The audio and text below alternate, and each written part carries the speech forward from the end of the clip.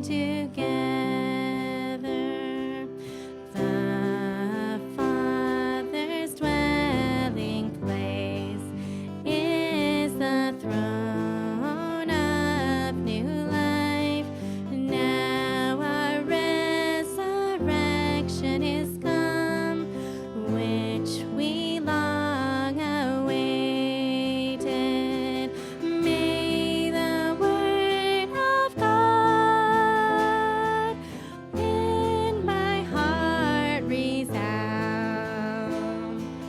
so eternally to return his joy.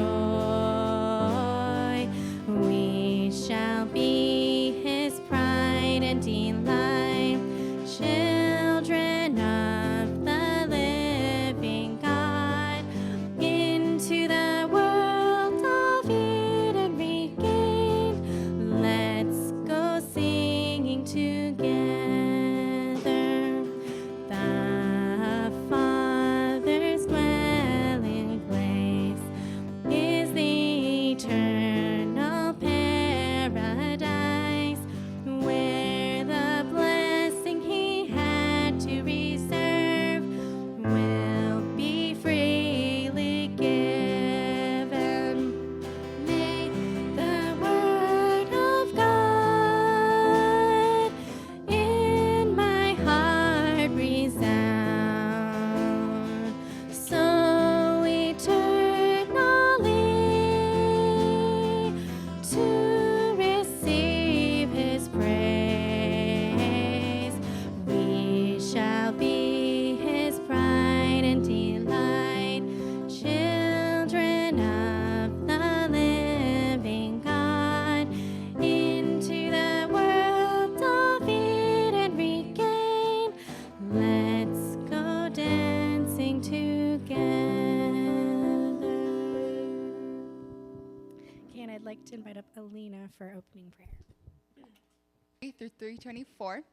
Whatever you do, work heartily, as for the Lord and not for men, knowing that from the Lord you will receive the inheritance as your reward.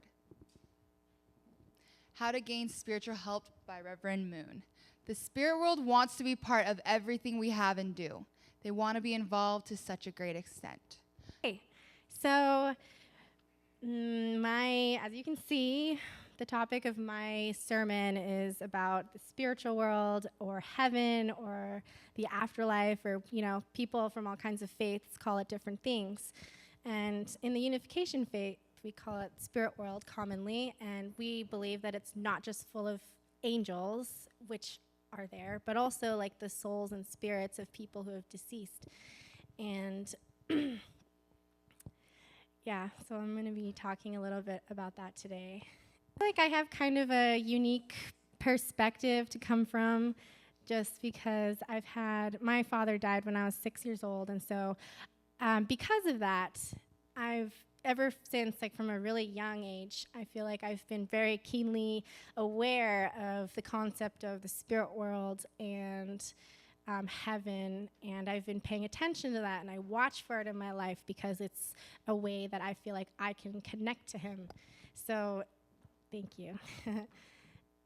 Yeah, it's been a very, I see it as a blessing. Like it didn't seem like it at the time when I was a little girl, but because of that, I feel like I've been able to have an enormous amount of trust in God and in heavenly spirits, and just feeling like they have my back and that everything will be okay.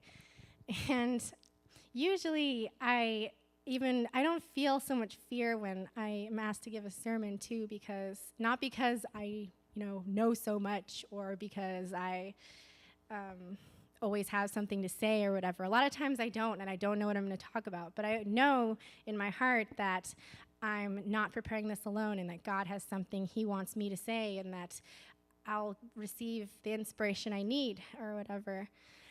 But of course, ironically, this week, I kind of wrote out a scanty outline around Tuesday, and I was like, okay, just let it go. Don't have to worry about it. I'll watch and inspiration will come to me through the week so I can fill out my sermon. And Friday comes around and nothing's really happened yet, and I'm kind of like, hello.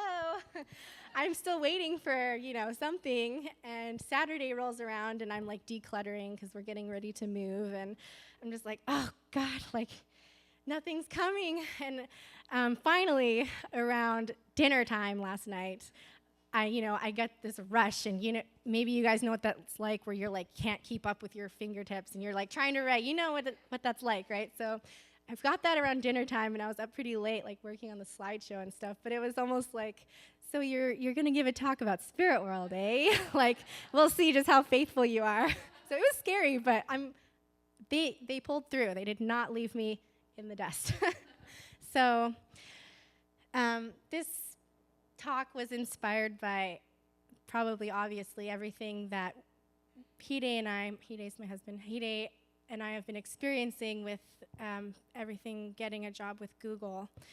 And just to like paint a picture, according to Forbes, it is 12 times more difficult to get a job at Google than it is to get into Harvard University. So Harvard accepts 10% of all applicants. Google accepts less than 1%. So it's extremely difficult. They get over 2 million applications to sort through a year. And, a lot of those people are super qualified with like master's degrees and, 10 years of experience or whatever. And no matter who is writing an article, whatever journalist, Google is almost always ranked the top 3 employers to work for. And they were ranked the happiest company in America after a survey of 100,000 employees, about 10,000 companies. And so out of those 10,000 companies, Google was ranked number 1 for employee contentment. So just to contrast, I'm not trying to be negative, but I'm just trying to illustrate a picture for you. So there's me and Hide, and we're young parents. I'm 24, and he's 25, and we have 2 kids under the age of 3. And we had to rely heavily on our family to babysit them so that we could continue school. Thank you, Cooney and Chizuko and Mom. And it took us 3 years just to get our associate's degrees. And so, we only have our associate's degrees right now. And we were sharing one car. Hide was working part-time. He had like 3 years of experience in the work field. And we live at home with my mom. There's nothing wrong with that. But I'm just, you look at that, and then you look at that, and it doesn't really quite add up, But then you add in this, and it makes a lot more sense. And it has just really been nothing short of a miracle. Like, honestly, this whole experience has been just surreal. So I wanted to just give you an idea of what the hiring process at Google is like. So actually, Hide was scouted out on LinkedIn. So it wasn't even on our radar. Like, Google was just so out there and like amazing that it wasn't even in our consciousness to even try, or in Hide's consciousness to even try to apply there. So she called, and there was just this preliminary phone call just to see, is he really a techie? Like, is this a possibility? And it was. So he was then scheduled for 2 phone interviews with 2 different Google employees. I don't know what their positions were. I've heard that they're engineers or other people in his position or managers or whatever. And he was super nervous and studied like crazy, and he passed, which was awesome. We were getting like really excited about this. And then he got called for 2 on-site interviews. So he was flown out to San Francisco, studied like crazy again, and when he came, it actually took us over a month to hear back from them. So we were sort of getting discouraged, and we were like, well, it's okay. Like, it's really impressive that we even got this far, and we were sort of preparing for the worst. Or not even the worst, So we were just preparing to hear no. But then he passed, and they actually called, and they're like, you did so well on your interviews that we want to consider you for a permanent full-time position as a Google tech support, like internal tech support. And so now we were just like like, what? We thought the other job was too good to be true, and so now he's getting interviewed for this. So he got flown back out to to LA this time, which was the Google campus that he was being considered for. And he had an interview with an engineer and the person who would be his future manager if he worked there. And he was this really scary guy, apparently. He was like, everyone I've ever met at Google was so nice and laid back, but then this guy was just super intimidating. And after that, his reviews are sent to a hiring committee of like 5 employees, and then he has to pass an executive review. So apparently, a CEO will look at every single application that's about to be considered for a hire. And so we found out, they called us, and woohoo, like he got hired. It was so awesome. And the lady said, the one that had been in contact with him this whole time, she said, like your reviews, they were like raving about you, which is not common, I guess, but he worked really hard and was just like super focused. So he definitely did his part. But nonetheless, it was just definitely this feeling of guidance. The whole process, it happened over the course of a few months. Everything felt really swift and fast, but guided and safe, and it was just a very calm, comfortable feeling. And we were just sort of like, open our hearts, whatever happens, happens. God has a plan, and we have faith that whatever happens, whether he gets it or not, will be okay, and it's for the best. And so, okay.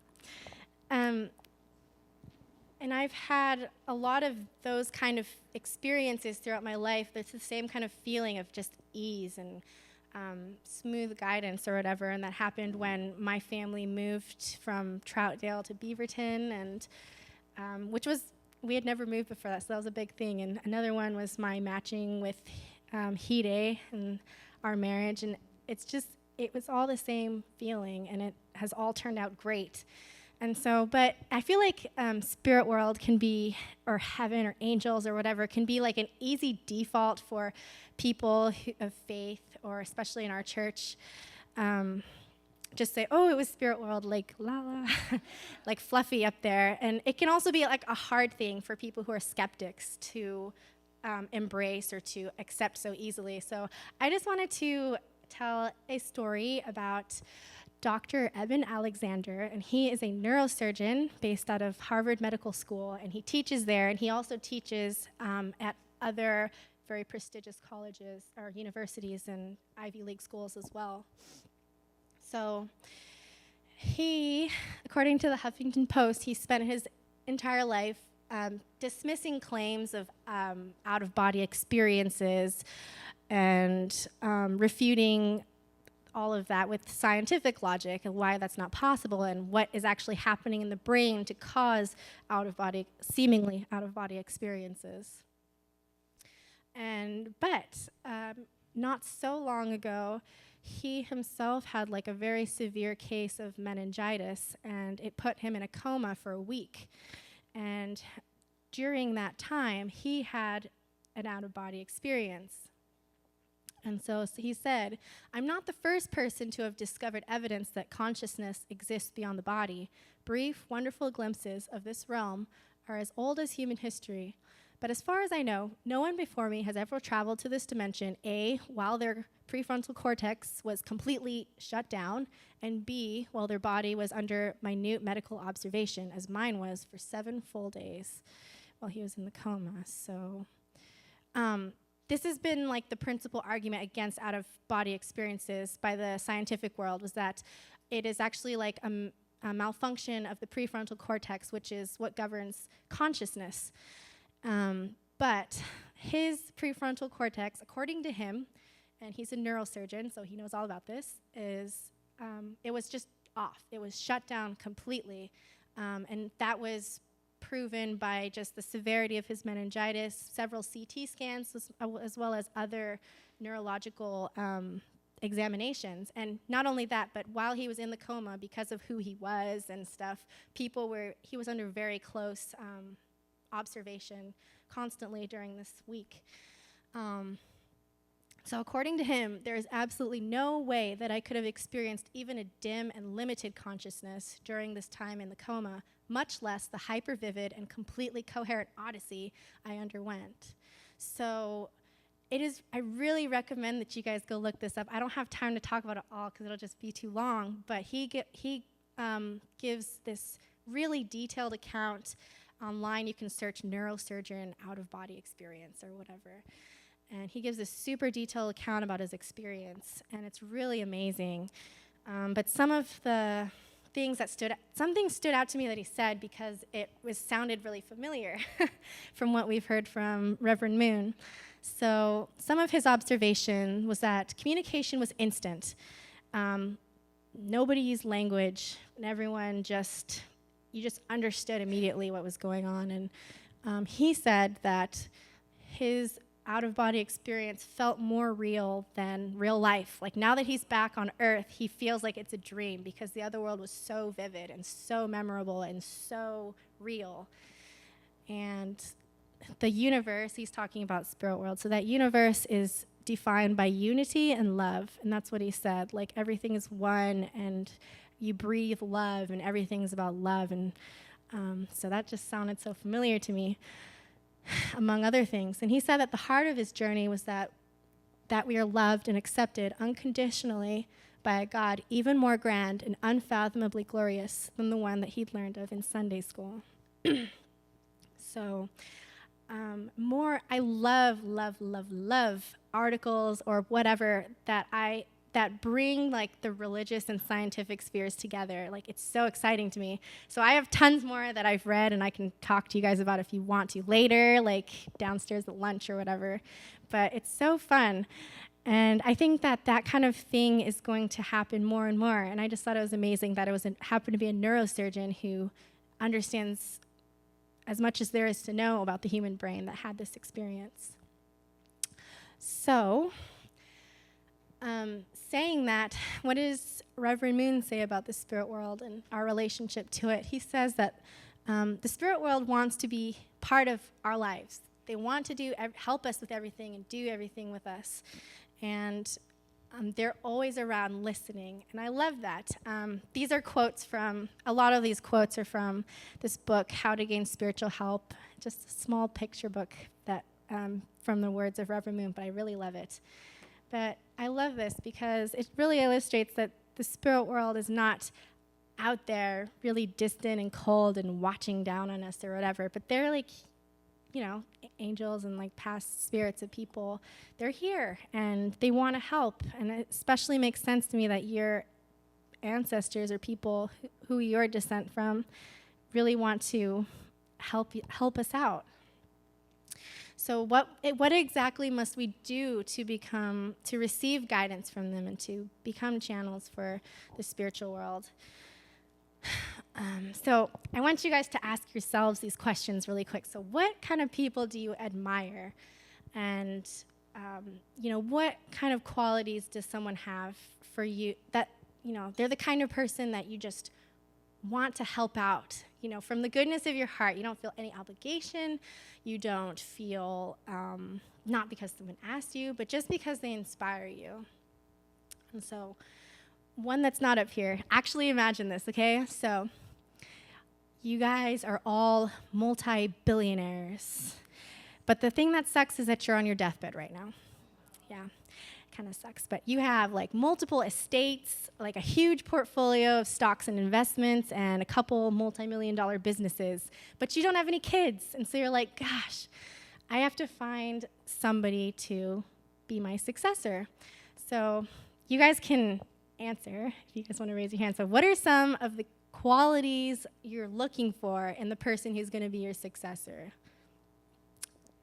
Anybody? Liz?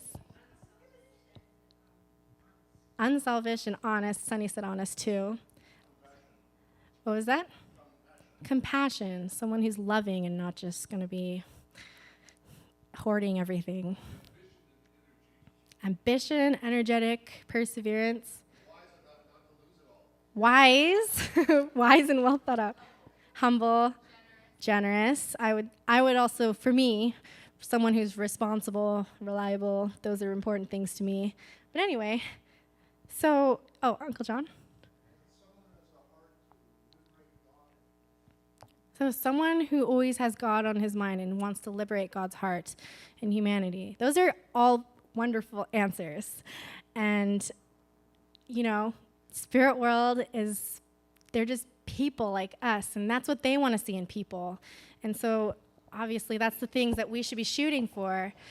And I looked in this book and tried to pick out specific things that he said that are things that we could be working on together. And one thing that he said was people of respect. So be people who respect other people, all things in creation, and ourselves, our body, and just overall well-rounded people of respect.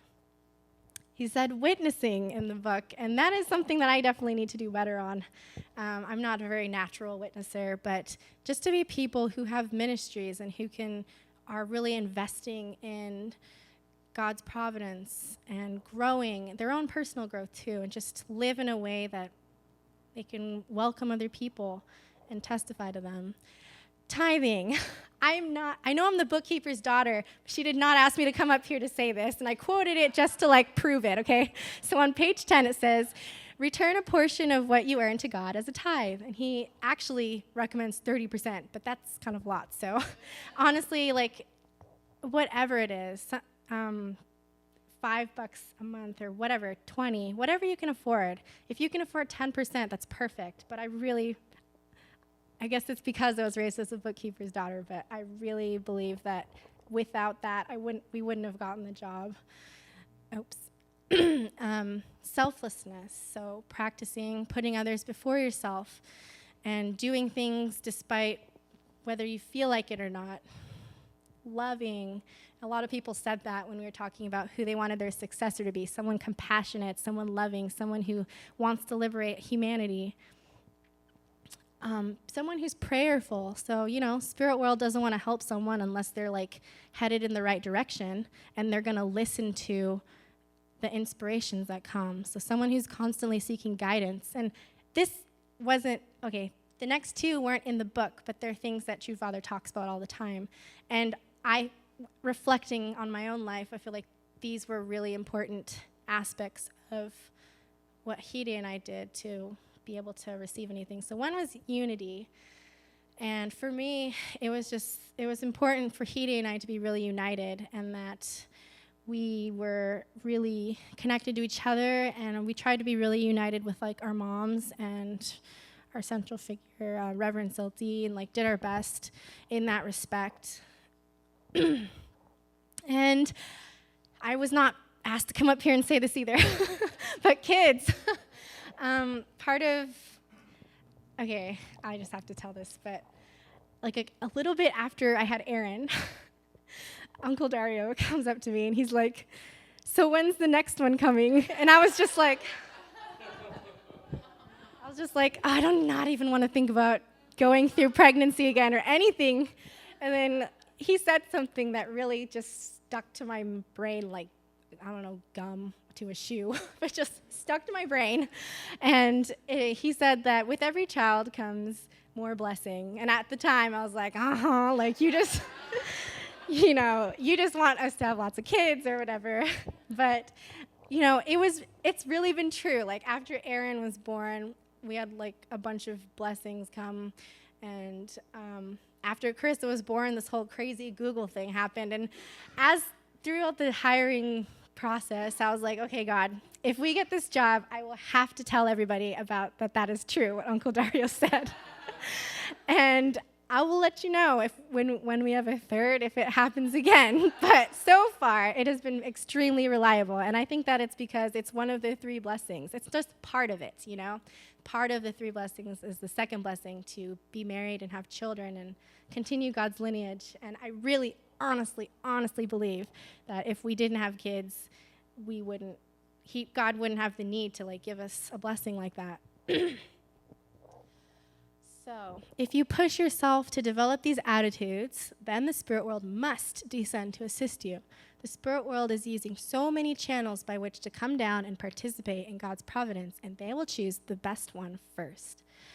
And when I look at this, I feel really overwhelmed. It's like, it's a tall order. Be loving and selfless, and, we all try our best. And that's sort of my conclusion or solution, is just baby steps. And I love this quote by Confucius. It says, "It does not matter how slowly you go as long as you do not stop." And just to every day do something small to make yourself a better person, whether it's being selfless and doing a chore for somebody else who, something that you don't usually do, or giving love to somebody who needs it, or reading God's word, or saying a prayer, or whatever it is that we can do now, today, that is making us a better person. And it's setting, our church, we always talk about setting good conditions. Like, we're in the midway position, and good, God's side, Satan's side, they're constantly fighting for you. And so do as many things that you can that are good and that are going to give God like a claim on you. And I just wanted to assure everyone that even though it might seem like it, your investments don't go to nothing. I know the past 3 years when we've been parents and in school, and everything just seemed to be so slow, and it just felt like all of our investments, we weren't really thinking about it like this, but all of our investments, it felt like it was going into like a black hole and being sucked into oblivion, and that we were just going to keep chugging along like that forever. But when the time was right, and we need to trust God's timing, because if it were up to us, it would have happened like a year ago. But trust God's timing that, all this investment is going to pay off, and every good deed that you do goes into your spiritual bank account, I guess, and that it'll be withdrawn when the time's right. And it might not always come in the way that we expect, We did not expect Google, that is for sure.